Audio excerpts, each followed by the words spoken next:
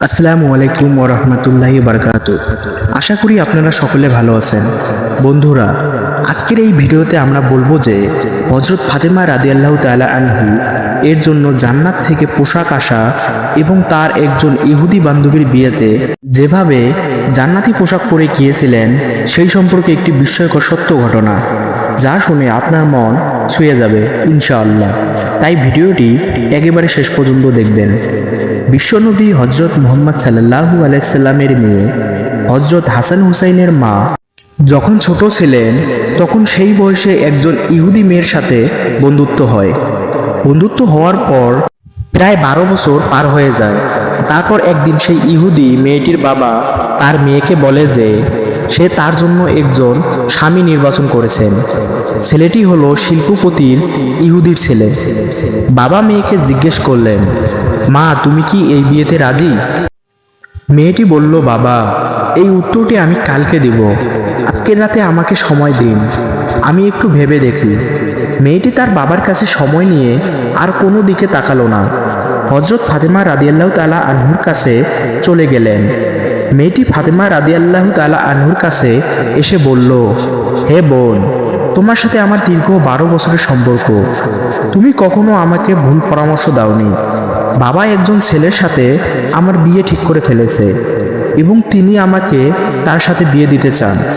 এখন তুমি আমাকে বলো যে আমি সেই বিয়েতে রাজি হব কিনা। ফাতেমা রাদিয়াল্লাহু তাআলা আনহু বললেন, তোমার বাবা যেহেতু বিয়ে ঠিক করেছেন সেহেতু তুমি বিয়েতে রাজি হয়ে যাও। তখন মেয়েটি ফাতেমা রাদিয়াল্লাহু তাআলা আনহুকে বললেন যে, হে বোন, আমি একটি শর্তে এই বিয়েতে রাজি হতে পারি, যদি তুমি আমার বিয়েতে উপস্থিত থাকো। তুমি জানো আমি তোমাকে কতটা ভালোবাসি। তখন ফাতেমা রাদিয়াল্লাহু তাআলা আনহু বললেন, তোমরা ইহুদি এবং আমরা মুসলমান, আর তুমি জানো ইহুদিরা মুসলমানদের খুব একটা সহ্য করতে পারে না, সুতরাং এটা কখনো সম্ভব না। আমি যদি তোমার বিয়েতে উপস্থিত থাকি তাহলে মুসলিমরা আমার বাবাকে নিয়ে ঠাট্টা করবে এবং লজ্জিত করবে। এছাড়াও ইহুদি সম্প্রদায়ের মধ্যেও তুমি প্রশ্নের সম্মুখীন হবে। এছাড়াও তোমাকে নিয়ে তোমার ইহুদি বন্ধুরা হাসি ঠাট্টা করবে। তাই আমি বিয়েতে উপস্থিত থাকতে চাইছি না। তখন সেই ইহুদি মেয়েটি বলল, হে ফাতেমা, তুমি যদি আমার বিয়েতে না যাও তাহলে আজকে আমি কথা দিলাম কিয়ামত হয়ে গেলেও পৃথিবীর কোনো ছেলেকে আমি বিয়ে করব না। তাই এক পর্যায়ে ফাতেমা রাদিয়াল্লাহু তাআলা আনহু বললেন, হে বোন, ঠিক আছে, আমি তোমার বিয়েতে যাব, তুমি তোমার বাবাকে জানিয়ে দাও। তখন মেয়েটি দৌড়ে এসে বাবাকে ডাক দিয়ে বলল, বাবা, আমি এই বিয়েতে রাজি, তবে একটা শর্ত আছে। শর্তটা হলো আমার বিয়েতে মুহাম্মাদের মেয়ে ফাতেমা আমার সাথে থাকবে। তখন বাবা তার মেয়েকে বলল, মুহাম্মাদের মেয়ে যদি আমাদের বাড়িতে আসে তাহলে সেটি আমার স্ট্যাটাসের সঙ্গে মিলবে না, কারণ সে হচ্ছে গরিব এবং তার বাবাও গরিব। তারা ঠিকমতো দুবেলা খেতেও পায় না, পরনে সুন্দর জামা কাপড় নেই, তাহলে আমার বাড়িতে কি করে আসবে?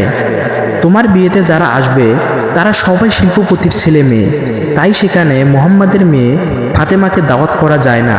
তখন মেয়েটি বলল, ফাতেমাকে যদি আমার বিয়েতে আসতে বাধা দাও তাহলে জীবনে আপনি আমাকে বিয়ে দিতে পারবেন না। এক পর্যায়ে তার বাবা নিরুপার হয়ে মেয়ের কথায় রাজি হলো। সে বলল, আমি তোমায় অনুমতি দিতে পারি, তবে একটা শর্ত আছে। শর্তটা হলো সেই মুহাম্মাদের মেয়ে আমার বাড়িতে যদি আসতে চায় তাহলে অবশ্যই নতুন জামা কাপড় পরে আসতে হবে। যদি পুরাতন কাপড় পরে চলে আসে তাহলে সে আমার বাড়িতে ঢুকতে পারবে না। তখন সেই মেয়েটি আবার দ্রুত ফাতেমা রাদিয়াল্লাহু তাআলা আনহুর কাছে চলে যায়।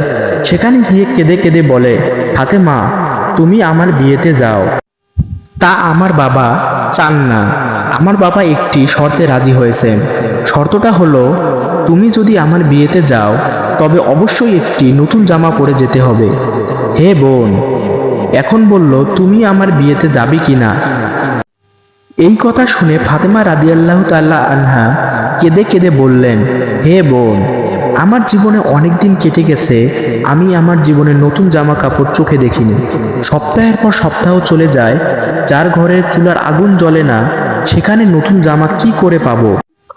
তখন সে মেয়েটি ফাতেমা রাদিয়াল্লাহু তাআলা আনহু এর পা জড়িয়ে ধরে বলল, তুমি যদি একবার নিজের জবান দিয়ে বলো আমি নতুন জামা কাপড় পরে যাব, তাহলে আমার বিশ্বাস যে অবশ্যই তোমার সৃষ্টিকর্তা মহান আল্লাহ তোমার জামা কাপড় ব্যবস্থা করে দিবেন, কারণ আমি তোমাকে জানি তোমার সাথে তোমার রবের অনেক ভালো সম্পর্ক। ফাতেমা রাদিয়াল্লাহু তাআলা আনহু এক পর্যায়ে আবেগী হয়ে বললেন, ইনশাআল্লাহ আমি তোমার বিয়েতে যাব এবং পৃথিবীর সবচেয়ে দামি কাপড় পরিধান করে যাব, ইনশাআল্লাহ। তখন সেই মেয়েটি তার বাবার কাছে গিয়ে বলে, ফাতেমা আমার বিয়েতে আসবে এবং সবচেয়ে দামি কাপড় পরে আসবে। তারপর বিবাহের দিন তারিখ ঠিক হয়ে গেল। তখন ফাতেমা রাদিয়াল্লাহু তাআলা আনহু চিন্তা করলেন, বিবাহের দিন তারিখ কাছাকাছি চলে আসছে, আমি ওয়াদা করেছি আমি নতুন কাপড় পরে যাব, কিন্তু আমার কাছে নতুন জামা কাপড় নেই। এসব কথা চিন্তা করতে করতে হযরত ফাতেমা রাদিয়াল্লাহু তাআলা আনহু জায়নামাজ বিছিয়ে নামাজে দাঁড়িয়ে গেলেন। নামাজের সিজদার মধ্যে তিনি চোখের পানি ছেড়ে দিয়ে বলতে লাগলেন, হে মাবুদ, এই দুনিয়াতে কারো সাথে আমার বন্ধুত্ব ভালোবাসা হয়নি। মাবুদ, অনেক দিন হয়ে গেল তোমার সঙ্গে গোপনে গোপনে সম্পর্ক করেছি। এ সম্পর্কের খবর পৃথিবীর কোনো মানুষ জানে না। মাসের পর মাস চলে গেল, ঘরে খাবার পাচ্ছি না এবং রাতের বেলা খাবার না খেয়ে ঘুমিয়ে পড়ি। হে আল্লাহ, জীবনে তোমার কাছে কোনোদিন নতুন জামা কাপড় চাইনি, আজকে আমি তোমার কাছে একটি নতুন কাপড়ের আবদার করলাম। হে আল্লাহ, তুমি কি আমাকে একটি নতুন কাপড় দান করবে, কিন্তু সেটি আমার জৈবিক ও দৈহিক চাহিদা পূরণের জন্য নয়। আমাকে এমন একটা নতুন কাপড় দান করো যেটি পরে আমি আমার বান্ধবীর বিয়েতে যেতে পারি এবং উক্ত বিয়ে বাড়িতে যত মেয়েরা আছে সকল মেয়েরা যেন আমার কাপড়ের দিকে তাকিয়ে কালেমা পড়ে মুসলমান হয়ে যায়।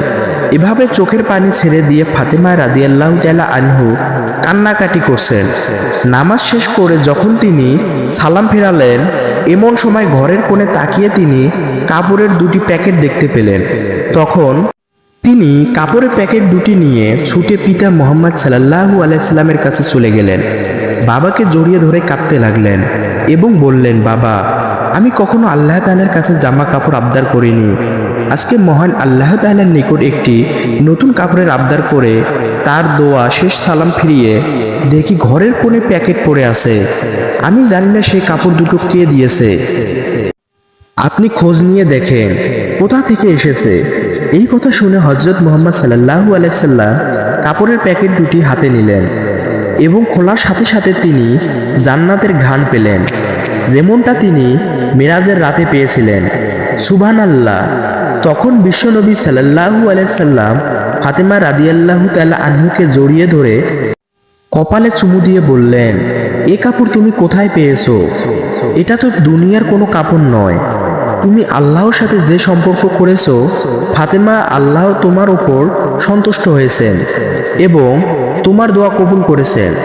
আল্লাহ তাআলার নিকট একটি কাপড়ের আবদার করার কারণে মহান রাব্বুল আলামিন তোমার দোয়া কবুল করে জান্নাতুল ফেরদৌস থেকে তোমার কাপড়ের ব্যবস্থা করে দিয়েছেন। সুবহানাল্লাহ। তারপর রাসূল সাল্লাল্লাহু আলাইহি সাল্লাম বললেন, তুমি এই কাপড় পরে ইহুদির মেয়ের বিয়েতে যাবে, কিন্তু শর্ত হলো অবশ্যই তুমি পর্দার সাথে সেখানে যাবে। হযরত ফাতেমা রাদিয়াল্লাহু তাআলা আনহু যখন সে জান্নাতি কাপড় পরিধান করেন, তখন তার সৌন্দর্য আরও বেড়ে গেল। সে কাপড় পরে ফাতেমা রাদিয়াল্লাহু তাআলা আনহু যখন বিয়ে বাড়িতে প্রবেশ করলেন, ফাতিমা যেন জান্নাতি আলোকিত হয়ে গেল। মহিলারা তখন নববধূর থেকে চোখ ফিরিয়ে অবাক হয়ে ফাতেমা রাদিয়াল্লাহু তাআলা আনহুর দিকে তাকিয়ে রইল। সবাই বলতে লাগলো, হে ফাতেমা, তুমি তো অনেক গরিব, তাহলে এই কাপড় তুমি কোথায় পেলে? আমরা তো জীবনও দেখিনি। তখন ফাতেমা রাদিয়াল্লাহু তাআলা আনহু বললেন, এটি যে বাজার থেকে কিনেছি সেই বাজারের দোকান আপনারা চিনবেন না, এমনকি যে রাস্তা দিয়ে সে বাজারে গিয়েছি তোমরা সেই রাস্তাও চিনবে না। তখন সেই মহিলারা বলল, ফাতেমা, তুমি সেই ঠিকানা বলতে দেরি, কিন্তু আমাদের চিনতে দেরি হবে না, সুতরাং তুমি শুধু একবার বলো। তখন ফাতেমা রাদিয়াল্লাহু তাআলা আনহু বললেন, বোনেরা আমার, আমি যে বাজার থেকে এবং যে দোকান থেকে কাপড়টা ক্রয় করেছি সে বাজারে কোনো সাধারণ রাস্তা দিয়ে যাওয়া যায় না। ওই দোকানে এবং ওই মার্কেটে যেতে হলে একটি বিশেষ রাস্তা দিয়ে যেতে হয় এবং সেই রাস্তার নাম হলো সিরাতুল মুস্তাকিম, যে রাস্তার জন্য আমার বাবা সব সময় দিনের দাওয়াত দিয়ে থাকে, যে রাস্তার জন্য আমার বাবা তায়েফের একবার রক্তাক্ত হয়েছেন, যে রাস্তার জন্য আমার বাবা উম্মতি উম্মতি বলে সর্বদা ক্রন্দন করে, সেই রাস্তার নাম হচ্ছে সিরাতুল মুস্তাকিম। তোমরা যদি সিরাতুল মুস্তাকিমের রাস্তা দিয়ে চলতে থাকো তাহলে কিছুটা সামনে একটি বাজার পাবে। সে মার্কেট বা বাজারের নাম হলো জান্নাত। আর জান্নাত নামক বাজারে যদি প্রবেশ করতে পারো তাহলে সে দোকানটি পেয়ে যাবে। সে দোকানের মালিক আমাকে এই পোশাকটি উপহার দিয়েছেন। সে দোকানটির নাম হচ্ছে জান্নাতুল ফেরদৌস। তখন মহিলারা ফাতেমা রাদিয়াল্লাহু তাআলা আনহু এর কথা শুনে বললেন, ফাতেমা, আমরা সেই রাস্তায় যাব, তুমি আমাদের বলে দাও কি করে যেতে হবে। ঐতিহাসিকদের মতে উপস্থিত অধিকাংশ মহিলারাই ফাতেমা রাদিয়াল্লাহু তাআলা আনহুর গায়ে শোভাবর্ধনকারী পোশাকটি দেখে এতটা আবেগপ্রবণ হয়ে পড়েছিলেন যে নারীরা তা পাওয়ার জন্য মনে হচ্ছিল যেন জীবনও দিতে পারেন। তখন ফাতেমা রাদিয়াল্লাহু তাআলা আনহু বললেন, সেই রাস্তা দিয়ে যদি বাজারে যেতে হয় তাহলে তোমাদেরকে আমার সাথে সাথে একটি বাক্য উচ্চারণ করতে হবে। তখন সেই নারীরা বলল, আমরা উচ্চারণ করব, তুমি বলো। তখন ফাতেমা রাদিয়াল্লাহু তাআলা আনহু শাহাদাত বাক্য উচ্চারণ করে বললেন, লা ইলাহা ইল্লাল্লাহু মুহাম্মাদুর রাসূলুল্লাহ সাল্লাল্লাহু আলাইহি সাল্লাম। ওই মহিলারা সাথে সাথে ওই বাক্য পড়ে মুসলিম ধর্ম গ্রহণ করলো। আল্লাহ তাআলা বললেন, হে আমার বান্দাগণ, যদি আমাকে মনে প্রাণে বিশ্বাস করো, দুনিয়ার জমিনে তোমাদের চাইতে দেরি হবে কিন্তু আমার দিতে দেরি হবে না। মহান রাব্বুল আলামিন আমাদেরকে আল্লাহর ওপর তাওয়াক্কুল করার তৌফিক দান করুন, আমিন। আসসালামু আলাইকুম ওয়া রাহমাতুল্লাহি ওয়া বারাকাতুহু। আশা করি আপনারা সকলে ভালো আছেন। বন্ধুরা, আজকে এই ভিডিওতে আমরা হযরত ইব্রাহিম আলাইহিস সালাম আল্লাহর আদেশে তার প্রিয় পুত্র ইসমাইল আলাইহিস সালামকে কুরবানি করা এবং প্রকৃতপক্ষে কি ঘটেছিল সেদিন সেই সম্পর্কে একটি বিস্ময়কর সত্য ঘটনা আপনাদের সামনে উপস্থাপন করা হলো, যা শুনে আপনার মন ছুঁয়ে যাবে ইনশাআল্লাহ। তাই চলুন আজকের এই ভিডিও শুরু করা যাক। একদা হযরত ইব্রাহিম আলাইহিস সালাম স্বপ্নে দেখলেন যে কে যেন তাকে বলছে, হে আল্লাহর দোস্ত, আপনি আল্লাহর রাস্তায় কুরবানি করুন। নবীর প্রতি স্বপ্নের আদেশ ওহীর সমতুল্য।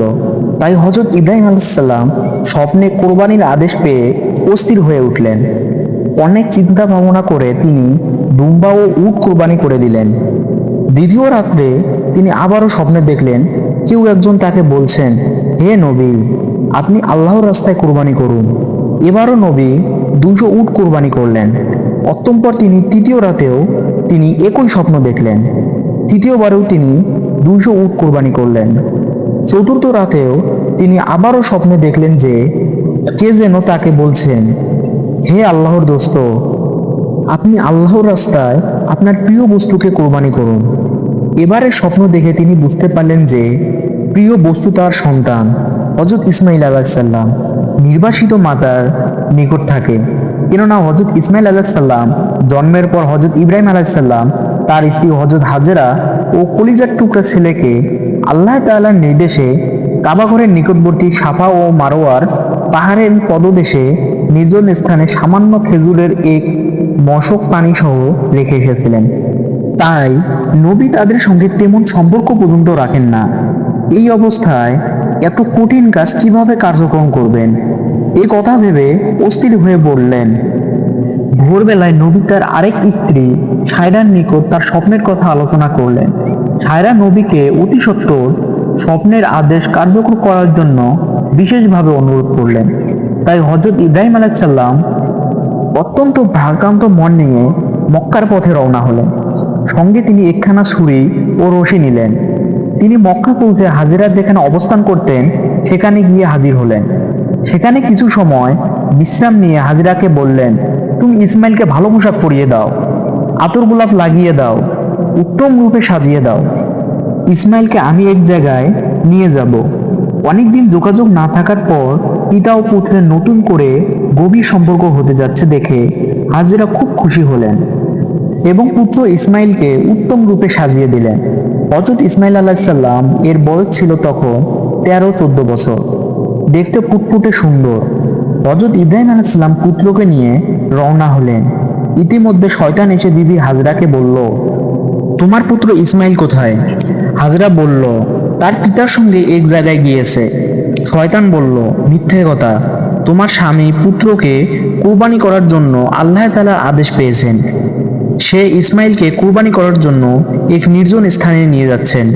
বিবি হাজেরা মানুষ রূপধারী শয়তানকে বললেন, যদি আল্লাহ তাআলা কুরবানির মাধ্যমে ইসমাইলকে কবুল করেন তাহলে আলহামদুলিল্লাহ, এতে আমার উদ্বৃত্ত হওয়ার কোনো কারণ নেই। শয়তান যখন এখানে কোনো সুবিধা করে উঠতে পারল না, তখন হযরত ইব্রাহিম আলাইহিসসালামের নিকট গিয়ে পিছন থেকে ইসমাইল আলাইহিসসালামকে বলল, ইসমাইল, তুমি কোথায় যাচ্ছ? ইসমাইল আলাইহিসসালাম বললেন, আমি আমার পিতার সঙ্গে এক জায়গায় যাচ্ছি। শয়তান বলল, আল্লাহ তাআলার নির্দেশে তোমাকে কুরবানি করার জন্য নিয়ে যাচ্ছে। একটু পর তোমার গলায় ছুরি চালিয়ে আল্লাহর নামে কুরবানি করা হবে। হযরত ইসমাইল আলাইহিসসালাম তখন বললেন, আল্লাহ তাআলা যদি আমার বাবার মাধ্যমে আমাকে কুরবানি করেন তাহলে আমার জীবন ধন্য হবে, এতে আপত্তি করার কোনো কারণ নেই। অতঃপর তিনি পিতাকে সম্বোধন করে বললেন, হে পিতা, পিছন থেকে কে যেন বলছে আপনি আমাকে কুরবানি করার জন্য নির্জন স্থানে নিয়ে যাচ্ছেন।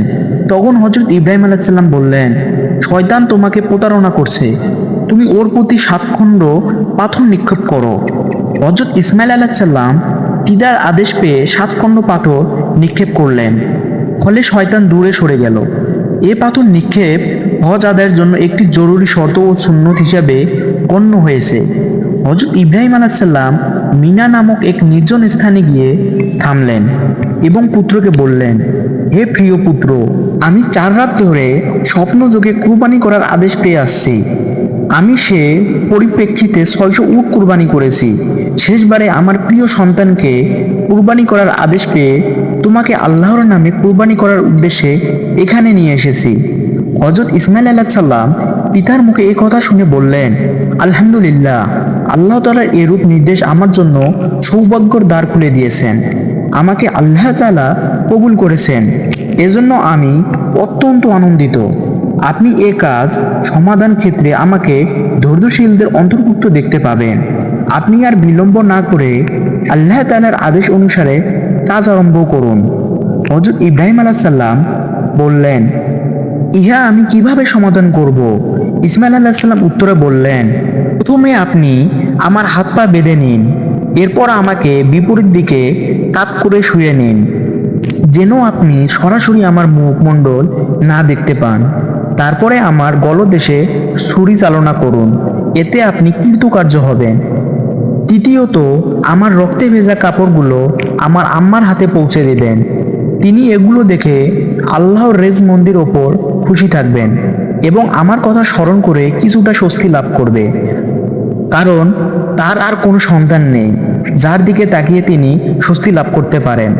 হযরত ইব্রাহিম আলাইহিসসালাম পুত্রের কথা অনুসারে আস্তিনের মধ্যে রক্ষিত রশিগুলো বের করে তা দিয়ে ইসমাইলের হাত পা বেঁধে নিলেন। অতএব তাকে কাত করে শুইয়ে নিলেন।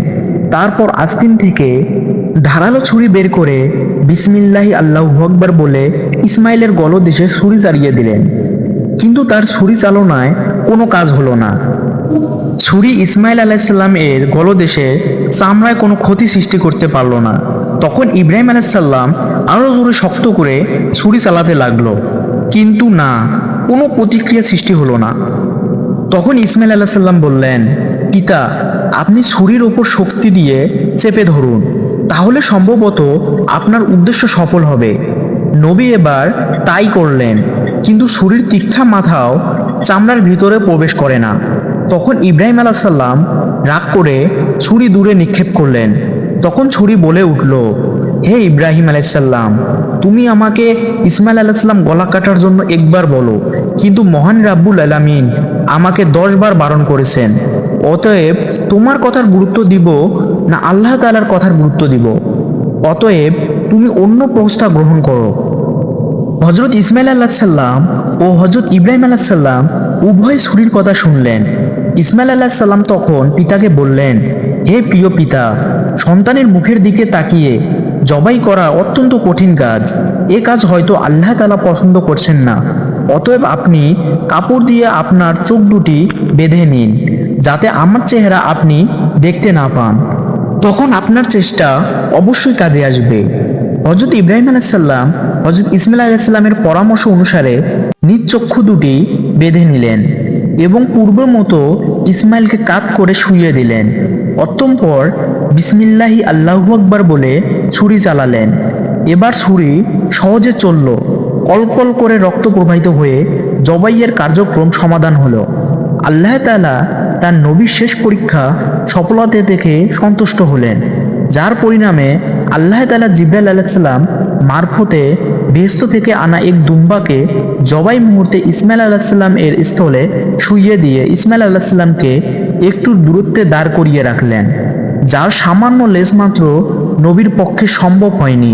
হযরত ইব্রাহিম আলাইহিস সালাম জবাইয়ের কাজ সুষ্ঠুভাবে সম্পূর্ণ হয়েছে ভেবে আলহামদুলিল্লাহ পাঠ করলেন এবং চোখের কাপড় খুলে ফেললেন। তখন তিনি যা দেখলেন তা তিনি বিশ্বাস করতে পারছেন না। তাই তিনি একবার চোখ দুটি হাত দিয়ে মুছে চতুর্দিকে তাকালেন। বাস্তব দৃশ্য ভালোভাবে দেখে তিনি ক্ষণিকক্ষণ নিস্তব্ধ হয়ে দাঁড়িয়ে রইলেন। হযরত ইসমাঈল আলাইহিস সালামও নির্বাক। তিনি পিতার দিকে তাকিয়ে রইলেন। ক্ষণিক পরে পিতা পুত্রের কাছে গিয়ে তাকে বুকে জড়িয়ে ধরলেন এবং দু চোখের পানি ছড়িয়ে দিয়ে পাঠ করলেন, সুবহানাকা আল্লাহুম্মা। তারপর পিতা ও পুত্র একত্রিত হয়ে শুকরানা নামাজ আদায়ের জন্য দাঁড়িয়ে গেলেন। এ মুহূর্তে হযরত জিবরাইল আলাইহিস সালাম সেখানে অবতীর্ণ হলেন। তুমি সজোরে উচ্চারণ করেছিলেন, আল্লাহু আকবার, আল্লাহু আকবার, লা ইলাহা ইল্লাল্লাহ। অতঃপর তিনি হযরত ইব্রাহিম আলাইহিস সালামের নিকট এসে বললেন, হে আল্লাহর দোস্ত, আল্লাহ আপনাকে সালাম প্রেরণ করেছেন। আল্লাহ তাআলা নবীকে লক্ষ্য করে আরো বলছেন, হে ইব্রাহিম, তুমি আল্লাহ তাআলার উদ্দেশ্যে তোমার স্বপ্নকে বাস্তবায়িত করেছো। নিঃসন্দেহে এটা ছিল মহা পরীক্ষা। আমি এভাবে আমার সৎ ও উদার বান্দাদের পুরস্কৃত করে থাকি। আমি সন্তান কোরবানির ক্ষেত্র বদল করে পশু কোরবানি দ্বারা পুরস্কৃত করেছি। এক্ষেত্রে আরও যা দিবার তা পরকালের জন্য রইল। আমি আমার সৎ নিষ্ঠাবান বান্দাদের পুরস্কার দিয়ে থাকি। ইব্রাহিম আলাইহিস সালাম আমার ইমানদার কৃতজাত বান্দাদের অন্যতম থাকবেন। হযরত ইব্রাহিম আলাইহিস সালাম আল্লাহ তাআলার প্রেরিত সুসংবাদ শুনে অত্যন্ত খুশি হলেন এবং তার দরবারে শুকরিয়া আদায় করলেন। অতঃপর তিনি ইসমাঈল আলাইহিস সালামকে নিয়ে বিবি হাজরার নিকট চলে গেলেন। সেখানে গিয়ে হাজরাকে সমস্ত ঘটনা খুলে বললেন। হাজরা তখন আল্লাহ তাআলার শুকরিয়া আদায় করলেন। আসসালামু আলাইকুম ওয়া রাহমাতুল্লাহ। আশা করি আপনারা সবাই ভালো আছেন। বন্ধুরা, আজকে আমরা এই ভিডিওতে বলবো যে নবীজি সাল্লাল্লাহু আলাইহি ওয়াসাল্লাম এর পুত্রের মৃত্যুর দিন যে অলৌকিক ঘটনা ঘটেছিল সেই সম্পর্কে একটি বিস্ময়কর ঘটনা, যা শুনে আপনি অবাক হয়ে যাবেন। তাই ভিডিওটি একেবারে শেষ পর্যন্ত দেখুন। মারিয়াম কিপ্তিয়ার ঘরে নবীজি হযরত মুহাম্মদ সাল্লাল্লাহু আলাইহি ওয়াসাল্লামের এক পুত্র সন্তানের জন্ম হয়। বহুকাল অপেক্ষার পর একজন পুত্র সন্তান লাভ করে। সেদিন রাসূল সাল্লাল্লাহু আলাইহি ওয়াসাল্লাম ছিলেন পৃথিবীর সবচেয়ে সুখী মানুষ। তাই পিতৃপুরুষ হযরত ইব্রাহিম আলাইহিস সালামের নাম অনুসারে তিনি তার ওই ফুটফুটে শিশুপুত্রের নাম রাখেন ইব্রাহিম। অতঃপর আরবের সংস্কৃতি অনুযায়ী তার জন্য একজন দুধমাতা ঠিক করা হয় এবং তাকে দুধমাতা উম্মে সাইফের কাছে পাঠিয়ে দেওয়া হয়। নবীজি সাল্লাল্লাহু আলাইহি সাল্লাম ইব্রাহিমের দুধমাতাকে একটি বকরি প্রদান করেছিলেন, যেন তার পুত্রের লালন পালনে কোনো ব্যাঘাত সৃষ্টি না হয়। কিন্তু আল্লাহ পাকের ইচ্ছা ছিল ভিন্ন। হয়তো প্রিয় হাবিব তার প্রভুর প্রতি কতটা সন্তুষ্ট তার পরীক্ষা নিতে তিনি পাঠিয়েছিলেন। এই ফুটফুটে শিশু সন্তানকে জন্মের মাত্র 2 বছর পর দুধমাতা উম্মে সাইফের কাছ থেকে খবর আসে মা মারিয়াল কিপ্তিয়ার নিকট অসুস্থ হয়ে পড়েছে পুত্র ইব্রাহিম। এই দুঃখজনক খবর শুনে সন্তানকে নিজের গৃহে নিয়ে আসেন এবং দিনরাত সেবা করতে থাকেন। কিন্তু কিছুতেই তার উন্নতি হয় না, বরং ক্রমশই খারাপ হতে থাকে। ইব্রাহিমের শারীরিক অবস্থা একেবারে গুরুতর। তখন খবর পাঠানো হয় রাসূল সাল্লাল্লাহু আলাইহি সাল্লামের নিকট। এই সংবাদ বজ্রপাতের মতো আঘাত হানে রাসূল সাল্লাল্লাহু আলাইহি সাল্লামের হৃদয়। ক্ষণিকের জন্য তার পা দুটি শরীরের ভার বহন করতে অক্ষম হয়ে পড়ে। তাই আব্দুর রহমান ইবনে আউফা রাদিয়াল্লাহু এর কাঁধে হাত রেখে কম্পিত হয়ে তিনি ছুটে যান মারিয়া আল কিপ্তিয়ার ঘরে। সেখানে গিয়ে আল্লাহর নবী যখন তার শিশু পুত্রকে কোলে তুলে নেন, ততক্ষণে মৃত্যু পথযাত্রী শিশু ইব্রাহিম। পুত্রের বিচ্ছেদ বেদনায় আশঙ্কা তাকে অসাড় করে তোলে। তার চোখ অশ্রুতে ভরে ওঠে আর নিঃশ্বাস রুদ্ধ হয়ে ওঠে। শ্বাসরুদ্র কণ্ঠে তিনি বললেন, হে ইব্রাহিম, আল্লাহর ইচ্ছার বিরুদ্ধে আমরা আজ তোমার কোনো উপকার করতে পারবো না। নবীজির চোখ থেকে গড়িয়ে পড়ে অশ্রুধারা, অবিরাম কান্নায় ভেঙে পড়েন। মারিয়া আল কিপ্তিয়া অতঃপর পিতার কোলে শায়িত শিশুটিকে ধীরে ধীরে মৃত্যুর কোলে ঢলে পড়ে। নবীজি সাল্লাল্লাহু আলাইহি সাল্লাম প্রিয় পুত্রের মুখের দিকে তাকিয়ে উচ্চারণ করেন বিষাদ বাক্য, হে ইব্রাহিম, যদি নিশ্চিত না জানতাম যে আমরা পুনরায় মিলিত হব, তাহলে আজ তো আমরা তোমার জন্য আরো বেশি দুঃখ পেতাম। এক মুহূর্ত পর যখন শিশু পুত্রের হৃদয় স্পন্দন বন্ধ হয়ে যায়, তখন তিনি বললেন, হে ইব্রাহিম, আজ আমাদের চোখ অশ্রুতে পূর্ণ, আজ আমাদের হৃদয় ব্যথায় কাতর, কিন্তু আমাদের প্রভুকে খুশি করা ছাড়া আমাদের আর কিছুই করার নেই। হে আমার পুত্র, আজ আমাদের শোকের সাগরে ফেলে তুমি চলে গেলে। পুত্র ইব্রাহিমের মৃত্যুতে মারিয়া আল কিপ্তিয়ার ঘরে সেদিন মাথম উঠেছিল। লোকেরা দলে দলে ছুটে আসতে থাকে মারিয়ার ঘরের নিকট। আর তখনই ঘটে এক বিস্ময়কর ঘটনা। লোকেরা দেখতে পায় ধীরে ধীরে কি এক অন্ধকার যেন গ্রাস করে নিচ্ছে প্রকৃতিকে। অতঃপর আকাশের দিকে তাকিয়ে তারা দেখে এক অন্ধকার ছায়া গ্রাস করে নিচ্ছে সূর্যকে। লোকেরা চিৎকার করে ওঠে, তারা বলে, নবীজির পুত্র মারা গিয়েছে। তোমরা দেখো, ইব্রাহিমের মৃত্যুতে সূর্যকে ঢেকে নিয়েছে। ইমানদার ব্যক্তিরা কাফেরদেরকে বলল, নবী পুত্রের মৃত্যুতে প্রকৃতিতে অন্ধকার নেমে এসেছে, তবু কি তোমরা বিশ্বাস করবে না? তিনি আল্লাহর সত্য নবী। অবিশ্বাসীদের কেউ কেউ বলে উঠল, সত্যি তিনি আল্লাহর নবী। সারা মদিনায় ছড়িয়ে ফেলল এই সংবাদ, নবী পুত্রের মৃত্যুর কারণে সূর্য অন্ধকারে ডুবে গেছে, নিশ্চয়ই তিনি আল্লাহর সত্য নবী। মারিয়া আল কিপ্তিয়ার ঘরে শোকে আচ্ছন্ন। নবীজি সাল্লাল্লাহু আলাইহি সাল্লামের কানে পৌঁছে গেল এই কথা। নিজের পুত্রের বিয়োগ বেদনায় তিনি কাতর ছিলেন, তথাপি তিনি উঠে দাঁড়ালেন এবং নিজেকে চাদরে আবৃত করলেন। অতঃপর তিনি মসজিদে গেলেন। তার সূর্যের আলো প্রকাশিত হওয়ার আগ পর্যন্ত 2 রাকাত নামাজ আদায় করলেন। অতঃপর তিনি লোকদেরকে ডেকে বললেন, শোনো হে লোক সকল, কারো মৃত্যু বা জন্মের কারণে সূর্য বা চন্দ্র গ্রহণ হয় না। এরা আল্লাহর অসংখ্য নিদর্শন। এর মধ্যে 2টি নিদর্শন, কাজেই তোমরা যখন সূর্যগ্রহণ হতে দেখবে তখন সালাত আদায় করবে।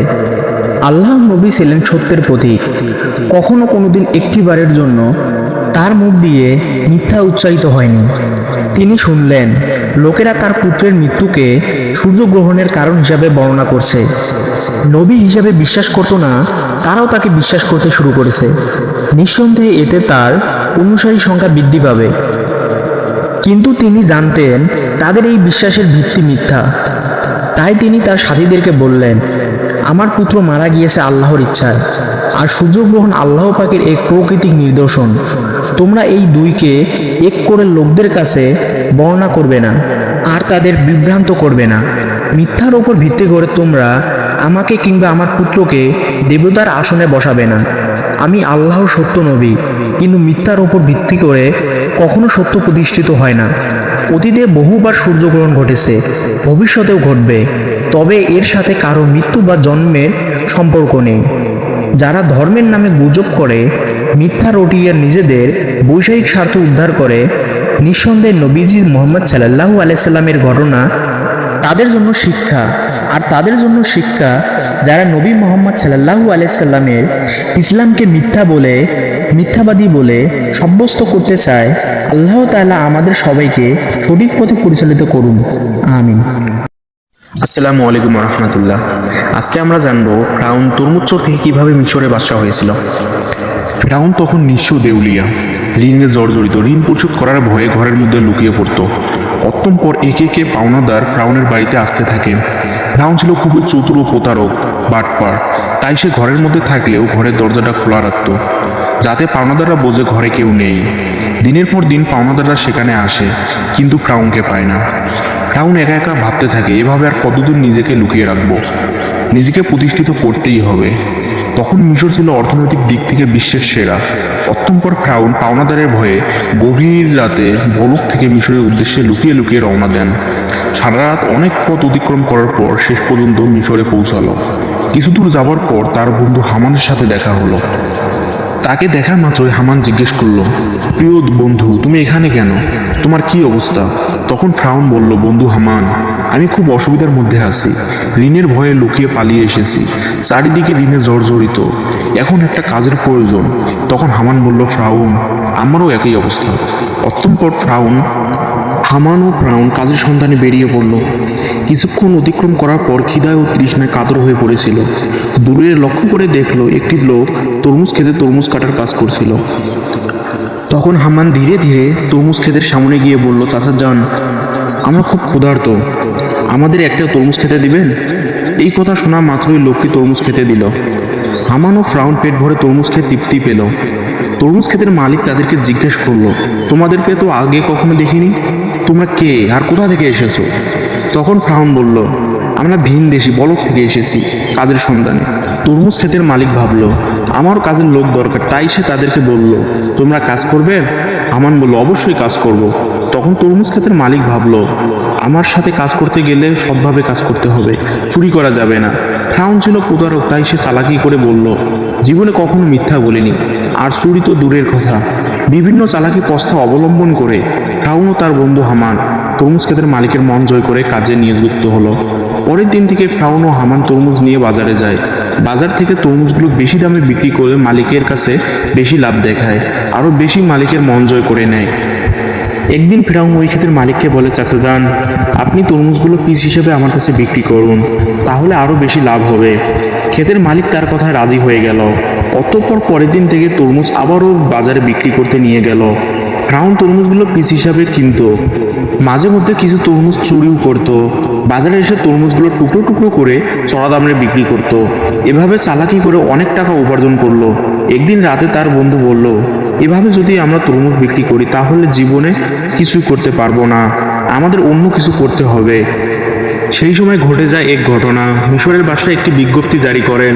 সেনাবাহিনী বিভিন্ন জায়গায় গিয়ে বলে, এত দ্বারা জানানো যাইতেছে যে মিশরের কবরস্থানে দারোয়ানের প্রয়োজন। যদি কোনো ব্যক্তি এই চাকরি করতে ইচ্ছুক তাহলে সে যেন অতি শীঘ্রই মিশরের বাদশার দরবারে যোগাযোগ করে। এই কথা বলে সেনাবাহিনী সেখান থেকে চলে গেল। এই সমস্ত কথা প্রত্যক্ষ পরোক্ষভাবে শ্রবণ করার পর ফ্রাউন তার বন্ধু হামানকে বলল, বাদশার দরবারে যাই। হামান বলল, আমার মনে হয় এটা সম্ভব হবে না। ফ্রাউন বলল, এই কাজ হাতছাড়াও করা যাবে না, আমরা একবার চেষ্টা করি। অতঃপর ফ্রাউন ও তার বন্ধু হামান মিশরের রাজ দরবারে হাজির হলো। মিশরের বাদশা তাদেরকে জিজ্ঞেস করলো, তোমরা কে? তখন ফ্রাউন করজোরে অনুরোধ করে বলল, আমরা মুসাফির, ভিন দেশ থেকে এসেছি, আমি খুবই অভাবী, আপনি কবরস্থানের দারোয়ানে যুক্ত করবেন, তাই আমাকে যদি চাকরিটা দিতেন তাহলে আমি কৃতজ্ঞ থাকতাম। মিশরের বাদশা ফ্রাউনকে দেখে মনে মনে ভাবলো, তার তো শরীর স্বাস্থ্য ভালো, চেহারাও ভালো, সে পারবে। এই ভেবে কবরস্থানের দারোয়ানের চাকরিতে ফ্রাউনকে নিযুক্ত করলো। পরের দিন থেকে ফ্রাউন দারোয়ানের চাকরিতে নিযুক্ত হলো। দিনরাত ফ্রাউন কবরস্থানে দাঁড়িয়ে থাকে। একটি ছোট ঘরে ফ্রাউন ও তার বন্ধু হামান একসাথে বসবাস করে। একদিন রাতে কয়েকজন লোক একটি মৃত লাশকে দাফন করতে আসে, কিন্তু ফ্রাউন তাদেরকে বাধা দিল, কবরস্থানে ঢুকতে দিল না। তখন তারা বলল, কি ব্যাপার, আপনি লাশকে দাফন করতে বাধা দিচ্ছেন কেন? আসলে ফ্রাউন ছিল প্রতারক, তাই সে চালাকি করে বলল, আপনারা কি শোনেননি, মিশরের নতুন আইন করেছে, লাশ দাফন করতে এক স্বর্ণমুদ্রা দিতে হবে। এই লোকগুলো ফ্রাউনের কথা বিশ্বাস করে নেয় এবং এক মুদ্রা দিয়ে লাশ দাফন করে। এভাবেই প্রচার হয়ে যায় যে একটি লাশ দাফন করতে হলে একটি স্বর্ণমুদ্রা দিতে হবে। এভাবেই ফ্রাউন প্রতারণা করে অনেক টাকা উপার্জন করে। সেই সময় ঘটে যায় আজব ঘটনা। মিশরে সেই সময় আল্লাহর গজব শুরু হয়। চারিদিকে কলেরা, বসন্ত রোগে অনেক মানুষ মারা যেতে থাকে। অতঃপর কিছু লোক লাশ কবর দেওয়ার জন্য কবরস্থানে আসে। তখন ফ্রাউন আরও চালাকি করে বলল, মিশরে নতুন আইন করেছে, যদি কোনো ব্যক্তি কলেরা, বসন্ত থেকে মারা যায় 2 স্বর্ণমুদ্রা দিয়ে লাশ দাফন করতে হবে। ফ্রাউন প্রতারণা করে স্বর্ণমুদ্রাগুলো নিয়ে অনেক টাকা উপার্জন করলো।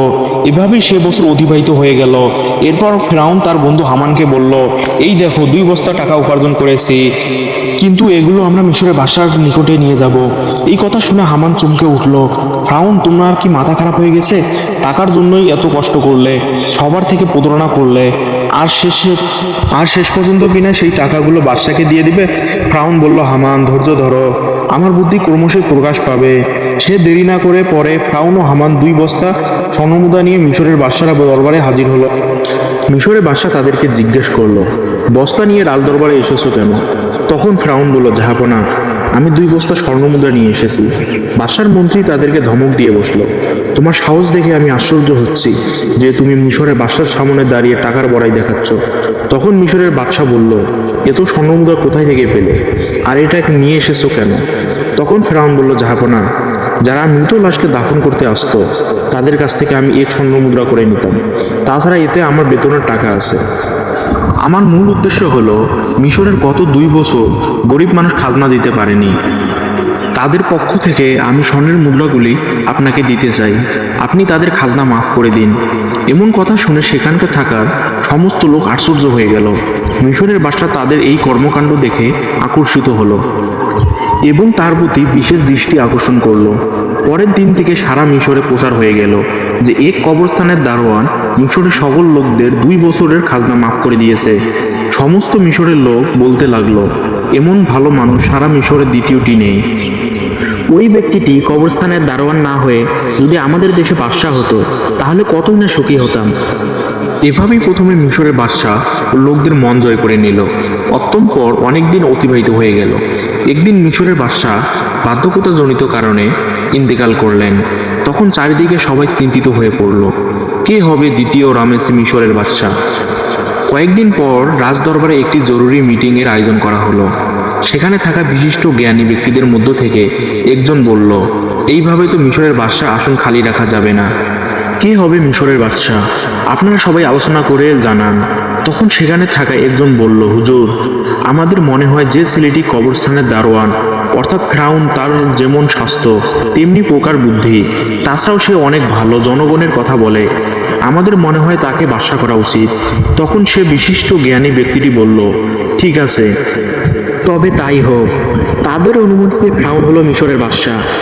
যে লোকটি একদিন তরমুজ বিক্রি করত কবরস্থানের দারোয়ান ছিল, ভাগ্যের পরিবর্তনে আজ সে সমগ্র মিশরের বাদশা।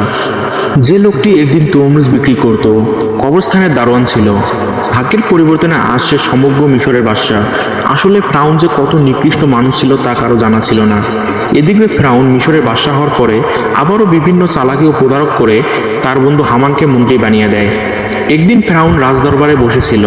তিনি হঠাৎ করে ঘোষণা করলেন, সমগ্র মিশরে গত 1 বছরে কোনো খাজনা দিতে হবে না, এই সমস্ত খাজনা ফ্রাউনের তরফ থেকে মাফ করা হবে। এই খবর পেয়ে সমগ্র বিশ্বের সাধারণ গরিব মানুষ ভীষণ খুশি হলো। অতঃপর ফ্রাউন ও হামান ছাড়া যখন কেউ ছিল না, তখন হামান বলল, বন্ধু ফ্রাউন, তুমি যদি সমস্ত খাজনা মাফ করে দাও তাহলে বাদশাহী চলবে কিভাবে? ফ্রাউন বলল, হামান ধৈর্য ধরো, এরপর আমি এমন এক বুদ্ধি করব যে সারা জীবন আমরাই হব সমগ্র বিশ্বের বাদশা।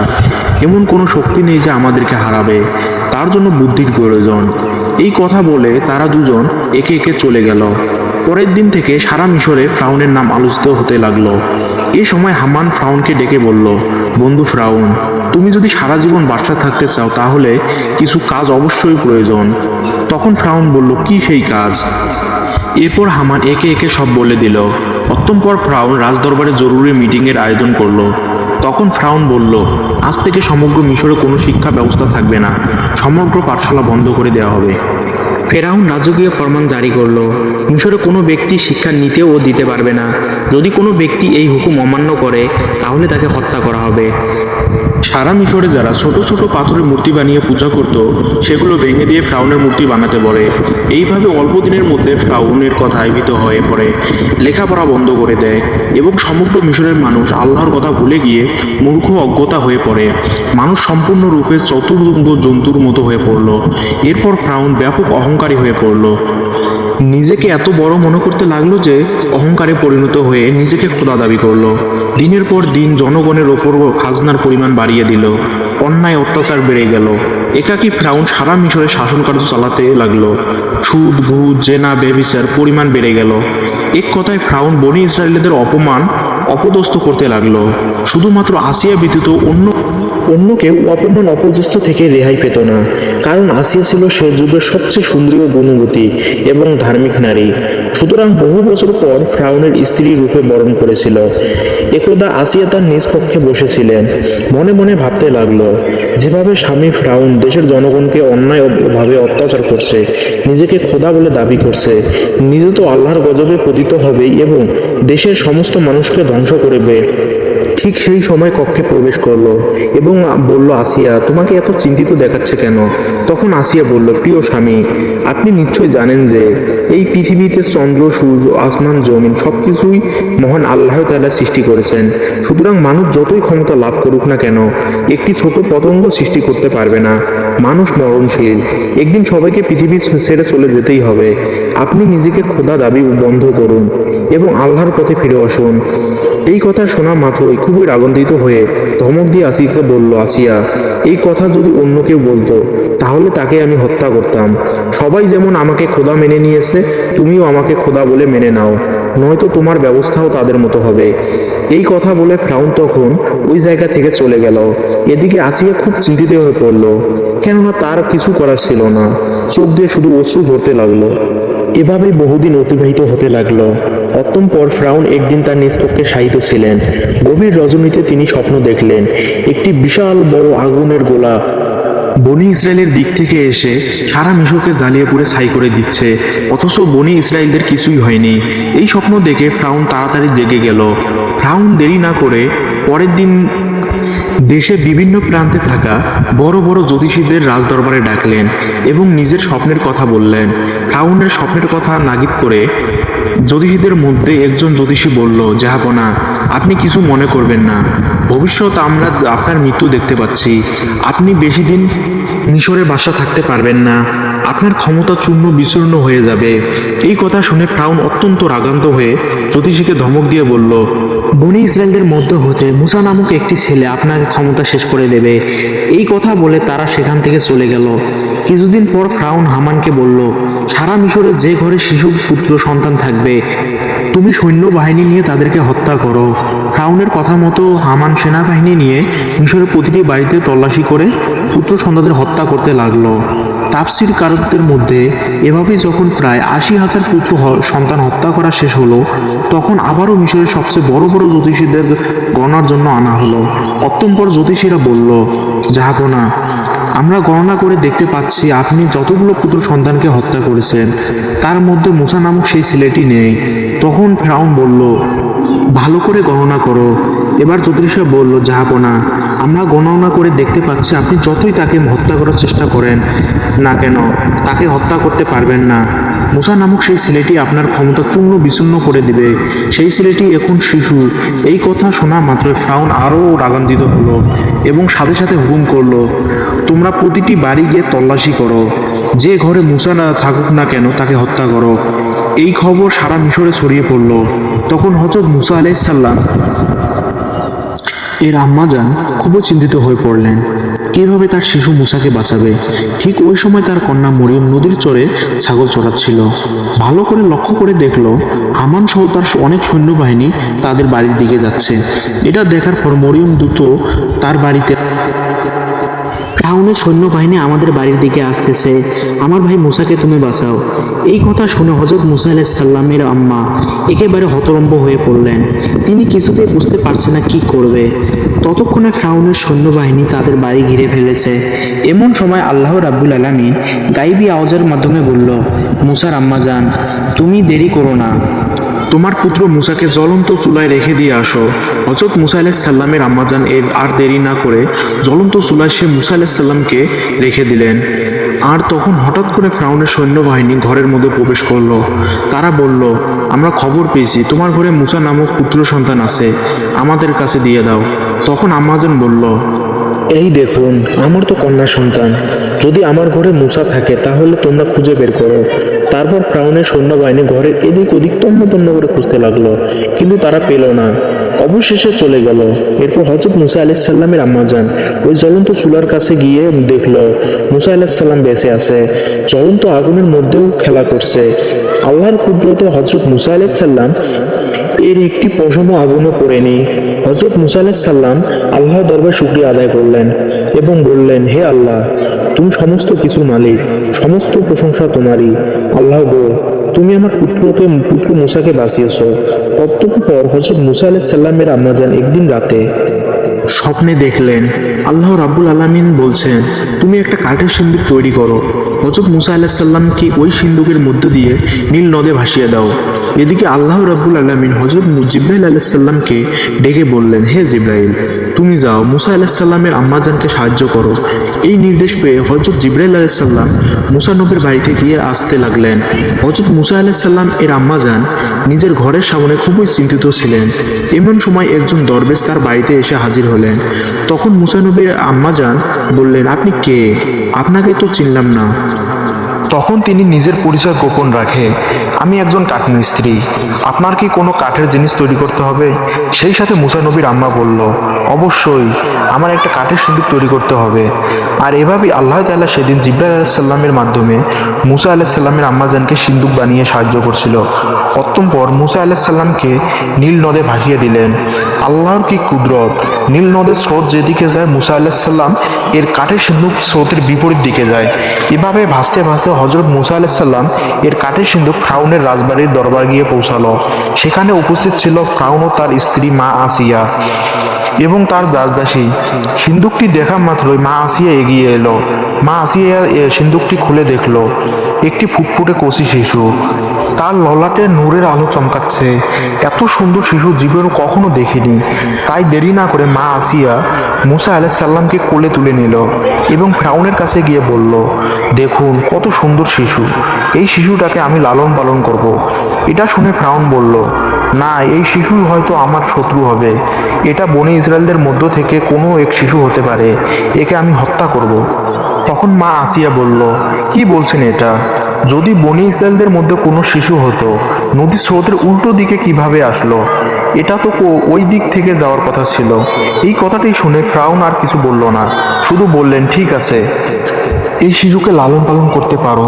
অতঃপর মা আসিয়া হযরত মুসা আলাইহিস সালামকে নিয়ে রাজদরবারে প্রবেশ করলেন। ফিরআউন তখন মুসা আলাইহিস সালামকে কোলে তুলে নিল নিজের সন্তানের রূপে আদর করার জন্য। চুম্বন করতে যাবে ওই সময় হযরত মুসা আলাইহিস সালাম আল্লাহর হুকুমে ওই শিশু কচি হাতে এত জোরে ফিরআউনকে চড় মারল যেন রাজদরবার কেঁপে গেল। মনে হলো যেন ভূমিকম্প শুরু হয়ে গেছে। তখন ফিরআউনের মনে সন্দেহ হলো। তখন মনে মনে বলতে লাগলো, নিশ্চয়ই এই শিশু সাধারণ কোনো শিশু নয়, এই শিশুকে পরীক্ষা করতেই হবে।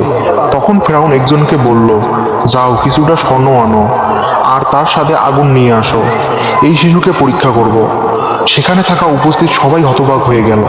এই লোকটি যখন আগুন নিয়ে আসলো, ঠিক ওই সময় আল্লাহ রাব্বুল আলামিন হযরত জিবরাইল আলাইহিস সালামের মাধ্যমে হযরত মুসা আলাইহিস সালামের হাত আগুনের দিকে বাড়িয়ে দিল আর মুসা আলাইহিস সালাম চিৎকার করে কাঁদতে লাগলো। তখন আসিয়া বলল, আপনার মতো কঠিন হৃদয় আর নিষ্ঠুর পৃথিবীতে কেউ নেই। এই কচি শিশু কি আগুন আর স্বর্ণের পার্থক্য জানে? অতঃপর ফিরআউন মনে সন্দেহ মুছে গেল। আর এইভাবে হযরত মুসা আলাইহিস সালাম ফিরআউনের বাড়িতে বড় হতে লাগলো। আসসালামু আলাইকুম রহমতুল্লাহি ওয়াবারাকাতুহু। আশা করি আপনারা সবাই ভালো আছেন। বন্ধুরা, আজকে আমরা এই ভিডিওতে বলবো যে হযরত মুসা আলাইহিস সালাম কেন এবং কি কারণে ইসরাইল আলাইহিস সালামকে চর মেরে তার চোখ কানা করে দিয়েছিলেন, সে সম্পর্কে এক বিস্ময়কর ঘটনা যা শুনে আপনার মন ছুঁয়ে যাবে ইনশাআল্লাহ। তাই ভিডিওটি শেষ পর্যন্ত দেখুন। হযরত মুসা আলাইহিস সালাম ছিলেন বনি ইসরায়েলের একজন কিতাবধারী নবী। তার জীবনে অনেক সংখ্যক অলৌকিক ঘটনা রয়েছে।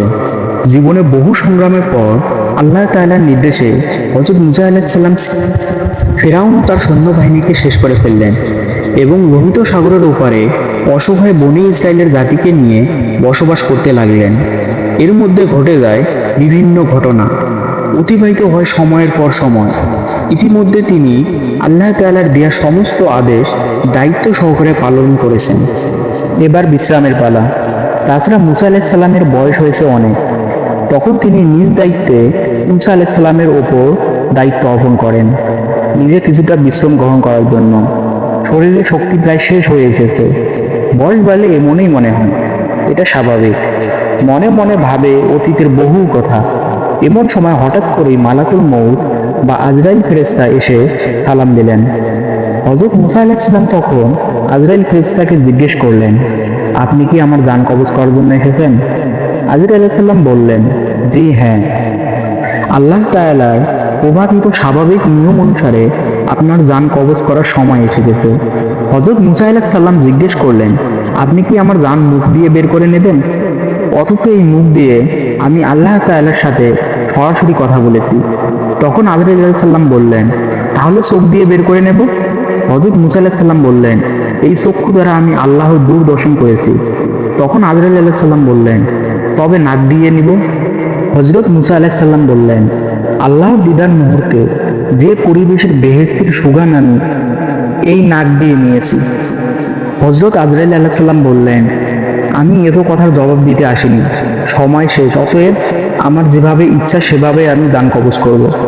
হযরত মুসা আলাইহিস সালাম আজরাইল আলাইহিস সালামের কথায় প্রচণ্ড রেগে গেলেন এবং বেয়াদব বলে তার গালে সদরে একটি থাপ্পড় দিলেন। ফলে আজরাইল আলাইহিস সালামের চোখ দুটি বের হয়ে গেল এবং সঙ্গে সঙ্গে কানা হয়ে গেল। আজরাইল আলাইহিস সালাম এই অবস্থায় সোজাসুজি আল্লাহর দরবারে চলে গেলেন এবং আল্লাহর নিকট তিনি সমস্ত ঘটনা খুলে বললেন। আল্লাহ তাআলা আজরাইলের চক্ষু দুটি ঠিক করে দিয়ে বললেন, আমার নবীদের মধ্যে মুসার মাথায় এত গরম ও মেজাজওয়ালা নবী আর দ্বিতীয় কেউ নেই। অতএব তার জান কবজের বিষয় আমি নিজেই দেখব, আর তার কাছে যেতে হবে না। কয়েকদিন পরে আল্লাহ তাআলা ওহী মারফতে হযরত মুসা আলাইহিস সালামকে বললেন, হে মুসা, তুমি যদি একটি মেষের পশমের সংখ্যার পরিমাণ বছর হায়াতে আজ করো, তবে আমি তোমার জন্য তা পূরণ করে দেব। তুমি যত বছর পৃথিবীতে বসবাস করতে চাও, তুমি তত বছর পৃথিবীতে বসবাস করতে পারবে। হযরত মুসা আলাইহিস সালাম এই কথা শুনে ভাবলেন, তারপরে তো অবশ্যই মৃত্যুবরণ করতে হবে, আর এই দীর্ঘ বছরগুলো পৃথিবীতে কষ্ট করে কাটাতে হবে, যেমনটি ইতিপূর্বেই কাটাতে হয়েছে। অতএব সবচেয়ে নিরাপদ স্থান আল্লাহ তাআলার সান্নিধ্য লাভ করা, এটি অনেক উত্তম। তাই তিনি বললেন, আল্লাহ, আমার নির্ধারিত হায়াতের পরে আমি তোমার সান্নিধ্য লাভ করতে চাই। আমি যে তোমাকে বড্ড বেশি ভালোবাসি, তোমার নৈকট্য আমার কামনা করি। তবে হে প্রভু, আমাকে পৃথিবীতে থেকে বিদায় গ্রহণের পূর্বে আর একবার তুর পাহাড়ের তোমার দর্শন দাও। আমার এই শেষ আবেদনটুকু তুমি কবুল করো। আল্লাহ তাআলা হযরত মুসা আলাইহিস সালামের আবেদন মঞ্জুর করে তাকে তুর পাহাড়ের যাত্রার নির্দেশ দিলেন। মুসা আলাইহিস সালাম কাল বিলম্ব না করে সোজা তুর পাহাড়ে গিয়ে পৌঁছালেন। সেখানে আল্লাহ তাআলা নূরের তাজাল্লি দর্শন করলেন এবং তার সাথে সরাসরি কথোপকথন করলেন। সর্বশেষে হযরত মুসা আলাইহিস সালাম আল্লাহর দরবারে আরজ করলেন, আপনি আমার অবাধ্য কওমের প্রতি আর কোনো গজব নাজিল না করে তাদেরকে রহমতের ছায়াতলে আশ্রয় দিন এবং তাদেরকে রুজি দানের ব্যবস্থা করুন, তারা যেন অনাহারে মৃত্যুবরণ না করে। তখন আল্লাহ তাআলা হযরত মুসা আলাইহিস সালামের আবেদনের প্রেক্ষিতে বললেন, আমি আল্লাহ ঈমানদার, নাফরমান ও কাফের ও জিদদের জানোয়ারের প্রতিপালক ও রিজিকদাতা। আমি কাউকে উপবাস রাখি না, যে যেখানে আছে আমি তাকে সেখানেই তার রিজিক পৌঁছায় দেই। এই কথার পরে আল্লাহ তাআলা হযরত মুসা আলাইহিস সালামকে পাহাড়ের উপর তার লাঠি দ্বারা আঘাত করতে বললেন। ফলে যখন হযরত মুসা আলাইহিস সালাম পাহাড়ের উপর লাঠি দিয়ে আঘাত করলেন, তখন সেখান থেকে একটি নদী হয়ে গেল। আল্লাহ তাআলা পুনরায় নদীর উপর লাঠি দিয়ে আঘাত করতে বললেন। তিনি আঘাত করার পর দেখলেন একখানা পাথর নদীর উপর দিয়ে ভেসে আসছে। আল্লাহ তাআলা আবার পাথরের উপর লাঠি দিয়ে আঘাত করতে বললেন। ফলে তিনি যখন আঘাত করলেন, তখন দেখা গেল পাথরের মধ্যে থেকে একটি ফড়িং বের হয়ে এসেছে, আর তার মুখে এক টুকরো কাঁচা ঘাস। এই দৃশ্য দেখে হযরত মুসা আলাইহিস সালাম সেখানে সিজদায় পতিত হলেন। কিছুক্ষণ পরে আল্লাহ তাআলার পক্ষ থেকে নবীকে সালাম প্রদান করে বিদায় দিয়ে হযরত মুসা আলাইহিস সালাম তুর পাহাড় থেকে নেমে একটু অগ্রসর হয়ে দেখলেন 7 জন লোক কবর খনন করছে। তখন নবী তাদেরকে জিজ্ঞেস করলেন, ভাইয়েরা আমার, তোমরা এই নির্জন এলাকায় কার কবর খুঁজছো? তখন বললেন, আমরা একজন মহৎ ব্যক্তির কবর খনন করছি, আপনি আমাদের সাথে এই সওয়াবের কাজে শরীক হতে পারেন। তখন হযরত মুসা আলাইহিসসালাম তাদের সাথে কিছু কবর খননের কাজ করলেন। এরপর এদের মধ্যে একজন বললেন, হে নবী, যার জন্য আমরা এই কবর খনন করছি সে দৈর্ঘ্য প্রস্থ আপনার মতো, তাই আপনি একবার কবরটি মাপার জন্য নিজে ওখানে শুয়ে একটু পরীক্ষা করে দেখুন। হযরত মুসা আলাইহিসসালাম তাদের কথায় কবরে নেমে শুয়ে পড়লেন। বললেন, হে খোদা, কত নিঝুম এই জায়গাটি, তুমি আমার জন্য এই জায়গাটি কবুল করো। হযরত মুসা আলাইহিসসালামের আবেদনের সাথে সাথে একজন ফেরেশতা এসে তাকে একটি আপেল খেতে দিল। বিসমিল্লাহ বলে যখন তিনি আপেল খেতে আরম্ভ করলেন তখন তার জান কবজ হয়ে গেল। ইন্না লিল্লাহি ওয়া ইন্না ইলাইহি রাজিউন। তখন উপস্থিত ফেরেশতারা হযরত মুসা আলাইহিসসালামকে কবর থেকে উঠিয়ে উযু ও গোসল করাতে লাগলেন, জানাজা পড়ালেন এবং তাকে পুনরায় সে কবরে দাফন করে ফেললেন। কোনো মানুষ জানতে পারল না যে হযরত মুসা আলাইহিসসালামের দাফন কোথায় হয়েছে। বনী ইসরায়েলরা তার কবরের অস্তিত্ব অনুসন্ধান করে বিফল হয়েছে। মনুষ্য জাতির জন্য তার কবরের অস্তিত্ব আজও অজানা রয়ে গেছে। তিনি পৃথিবীতে আনুমানিক 150 বছর বেঁচে থেকে আল্লাহর সান্নিধ্য লাভ করেন। স্বপ্নে দেখলেন যে কে যেন তাকে বলছে, হে আল্লাহর দোস্ত, আপনি আল্লাহর রাস্তায় কুরবানি করুন। নবীর প্রতি স্বপ্নের আদেশ ওহীর সমতুল্য। তাই হযরত ইব্রাহিম আলাইহিস সালাম স্বপ্নে কোরবানির আদেশ পেয়ে অস্থির হয়ে উঠলেন। অনেক চিন্তা ভাবনা করে তিনি দুম্বা ও উট কোরবানি করে দিলেন। দ্বিতীয় রাত্রে তিনি আবারও স্বপ্নে দেখলেন কেউ একজন তাকে বলছেন, হে নবী, আপনি আল্লাহর রাস্তায় কোরবানি করুন। এবারও নবী 200 উট কোরবানি করলেন। অতঃপর তিনি তৃতীয় রাতেও তিনি একই স্বপ্ন দেখলেন। তৃতীয়বারেও তিনি 200 উট কোরবানি করলেন। চতুর্থ রাতেও তিনি আবারও স্বপ্নে দেখলেন যে কে যেন তাকে বলছেন, হে আল্লাহর দোস্ত, আপনি আল্লাহর রাস্তায় আপনার প্রিয় বস্তুকে কোরবানি করুন। এবারের স্বপ্ন দেখে তিনি বুঝতে পারলেন যে প্রিয় বস্তু তার সন্তান হযরত ইসমাইল আলাইহিস সালাম নির্বাসিত মাতার নিকট থাকে। কেননা হযরত ইসমাইল আলাইহিস সালাম জন্মের পর হযরত ইব্রাহিম আলাইহিস সালাম তার স্ত্রী হযরত হাজেরা ও কলিজার টুকরা ছেলেকে আল্লাহ তাআলার নির্দেশে কাবাঘরের নিকটবর্তী সাফা ও মারোয়ার পাহাড়ের পদদেশে নির্জন স্থানে সামান্য খেজুরের এক মশক পানি সহ রেখে এসেছিলেন। তাই নবী তাদের সঙ্গে তেমন সম্পর্ক পর্যন্ত রাখেন না।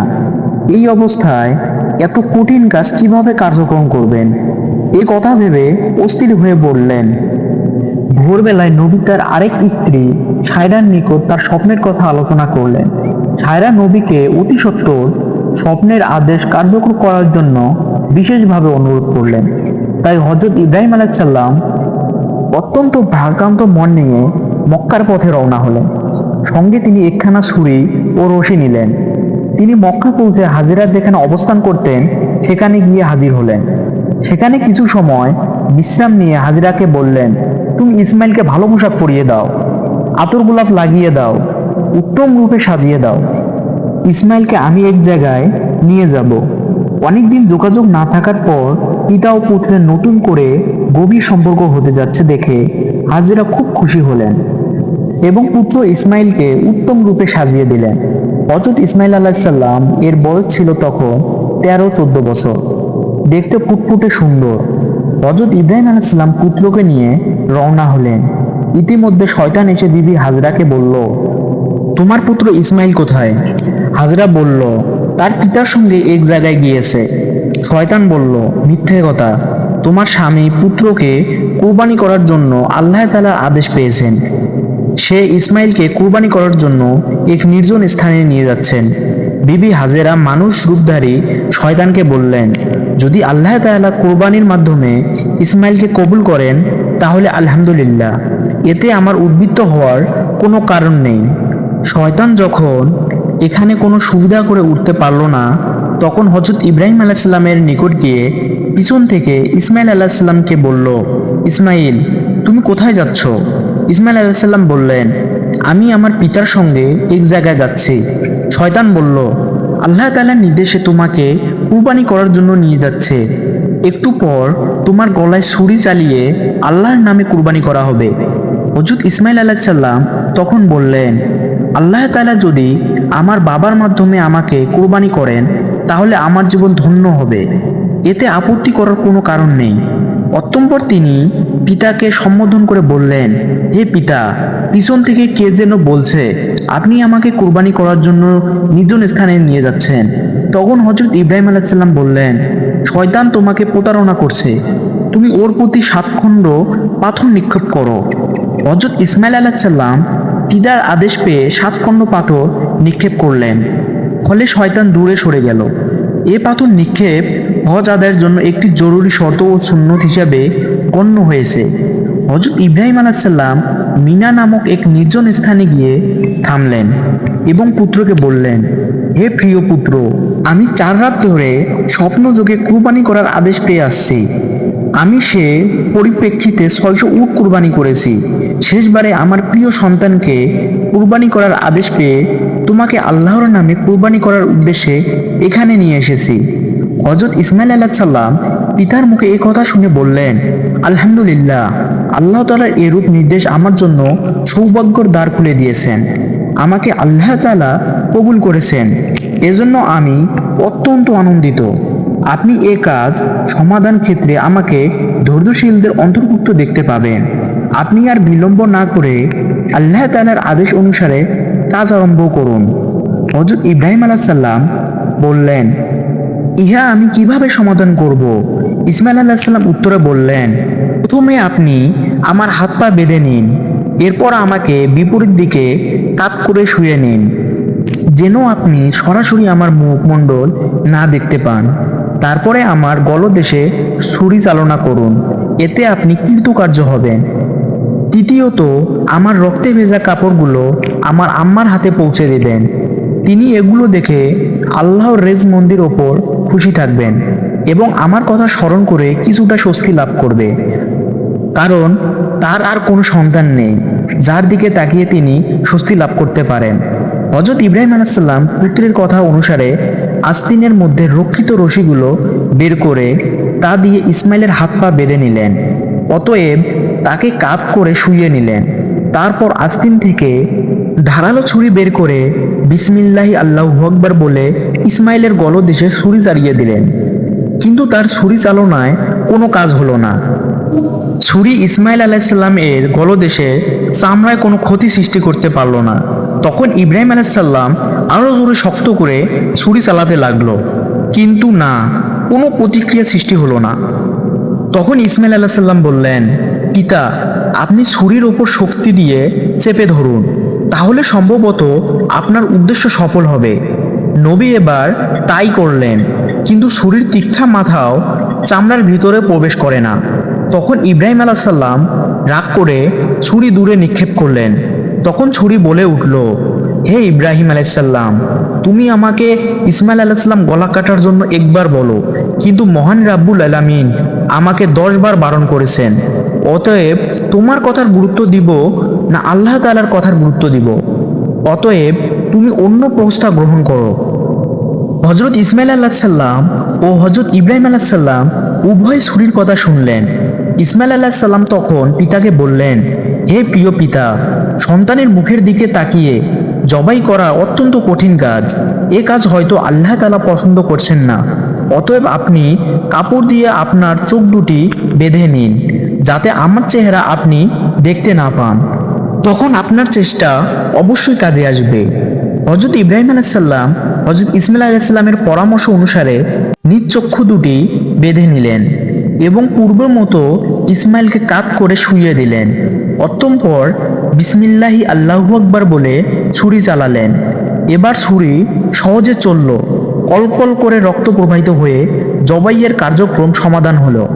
আল্লাহ তাআলা তার নবীর শেষ পরীক্ষা সফলতা দেখে সন্তুষ্ট হলেন, যার পরিণামে আল্লাহ তাআলা জিবরাইল আলাইহিস সালাম মারফতে বেহেশত থেকে আনা এক দুম্বাকে জবাই মুহূর্তে ইসমাইল আলাইহিস সালাম এর স্থলে শুইয়ে দিয়ে ইসমাইল আলাইহিস সালামকে একটু দূরত্বে দাঁড় করিয়ে রাখলেন, যার সামান্য লেজ মাত্র নবীর পক্ষে সম্ভব হয়নি। হযরত ইব্রাহিম আলাইহিস সালাম জবাইয়ের কাজ সুষ্ঠুভাবে সম্পূর্ণ হয়েছে ভেবে আলহামদুলিল্লাহ পাঠ করলেন এবং চোখের কাপড় খুলে ফেললেন। তখন তিনি যা দেখলেন তা তিনি বিশ্বাস করতে পারছেন না। তাই তিনি একবার চোখ দুটি হাত দিয়ে মুছে চতুর্দিকে তাকালেন। বাস্তব দৃশ্য ভালোভাবে দেখে তিনি ক্ষণিকক্ষণ নিস্তব্ধ হয়ে দাঁড়িয়ে রইলেন। হযরত ইসমাইল আলাইহিস সালামও নির্বাক, তিনি পিতার দিকে তাকিয়ে রইলেন। ক্ষণিক পরে পিতা পুত্রের কাছে গিয়ে তাকে বুকে জড়িয়ে ধরলেন এবং দু চোখের পানি ছড়িয়ে দিয়ে পাঠ করলেন সুবহানাকা আল্লাহুম্মা। তারপর পিতা ও পুত্র একত্রিত হয়ে শুকরানা নামাজ আদায়ের জন্য দাঁড়িয়ে গেলেন। এ মুহূর্তে হযরত জিবরাইল আলাইহিস সালাম সেখানে অবতীর্ণ হলেন। তুমি সজোরে উচ্চারণ করেছিলেন আল্লাহু আকবার লা ইলাহা ইল্লাল্লাহ। অতঃপর তিনি হযরত ইব্রাহিম আলাইহিস সালামের নিকট এসে বললেন, হে আল্লাহর দোস্ত, আল্লাহ আপনাকে সালাম প্রেরণ করেছেন। আল্লাহ তাআলা নবীকে লক্ষ্য করে আরো বলছেন, হে ইব্রাহিম, তুমি আল্লাহ তাআলার উদ্দেশ্যে তোমার স্বপ্নকে বাস্তবায়িত করেছো। নিঃসন্দেহে এটা ছিল মহা পরীক্ষা। আমি এভাবে আমার সৎ ও উদার বান্দাদের পুরস্কৃত করে থাকি। আমি সন্তান কোরবানির ক্ষেত্র বদল করে পশু কোরবানি দ্বারা পুরস্কৃত করেছি। এক্ষেত্রে আরও যা দিবার তা পরকালের জন্য রইল। আমি আমার সৎ নিষ্ঠাবান বান্দাদের পুরস্কার দিয়ে থাকি। ইব্রাহিম আলাইহিস সালাম আমার ইমানদার কৃতজাত বান্দাদের অন্যতম থাকবেন। হযরত ইব্রাহিম আলাইহিস সালাম আল্লাহ তাআলার প্রেরিত সুসংবাদ শুনে অত্যন্ত খুশি হলেন এবং তার দরবারে শুকরিয়া আদায় করলেন। অতঃপর তিনি ইসমাইল আলাইহিস সালামকে নিয়ে বিবি হাজরার নিকট চলে গেলেন। সেখানে গিয়ে হাজরাকে সমস্ত ঘটনা খুলে বললেন। হাজরা তখন আল্লাহ তাআলার শুকরিয়া আদায় করলেন